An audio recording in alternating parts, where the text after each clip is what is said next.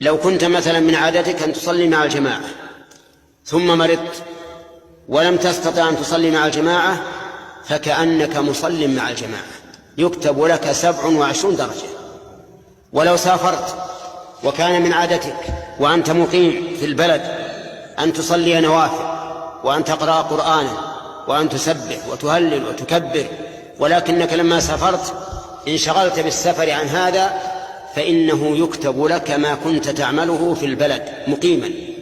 مثلا لو سافرت وصليت وحدك في البر ليس عندك أحد فإنه يكتب لك أجر صلاة الجماعة كاملة إذا كنت في حال الإقامة تصلي مع الجماعة. وفي هذا تنبيه على أنه ينبغي للعاقل ما دام في حال الصحة والفراغ أن يحرص على الأعمال الصالحة حتى إذا عجز عنها لمرض أو شغل كتبت له كاملة.